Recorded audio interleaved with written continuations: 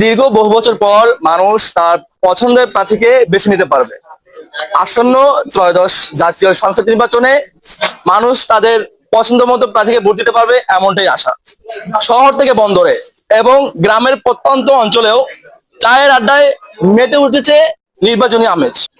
জনগণ যার যার এলাকায় চাইয়া তারা ভোট দেওয়ার জন্য মনের একটা আনন্দ, আবেগ, ঈদ, রমজান ঈদ, কুরবান ঈদ কি যে আনন্দ করে, এর চেয়ে বেশি উবাক্ত আনন্দ মারতে হচ্ছে।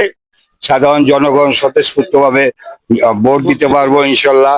গ্রাম থেকে শহরে, শহর থেকে গ্রামে আনাচ্ছে কোনাচ্ছে চায়ের দোকানে খুব আমেজ, ভোটের খুব ইচ্ছে। যার যার পছন্দের প্রার্থীকে ভোট দিতে পারবো ইনশাল্লাহ। আমরা শহর থেকে এসেছি গ্রামে ভোট দেওয়ার জন্য, কিন্তু গ্রামে এসে আমরা যে উৎসবমুখর পরিবেশ দেখতেছি এটা দেখে আমরা খুবই আনন্দিত। আমরা চাই আগামী 12 তারিখে এইভাবে একটা উৎসবমুখর পরিবেশ থাকুক। চায়ের কাপে চুমুক আর রাজনীতির এই রসায়নে বলে দিচ্ছে বাংলাদেশের মানুষ গণতান্ত্রিক প্রক্রিয়ায় অংশ নিতে কতটা উন্মুখ। শহর থেকে গ্রাম সবখানেই এখন অপেক্ষা সেই মাহেন্দ্রক্ষণের, কখন ব্যালটের মাধ্যমে তারা তাদের পছন্দের প্রতিনিধি বেছে নেবেন। ভোলা 1 থেকে ইসমাইল মাহমুদ হাসিব, দিগন্তের বার্তা 24।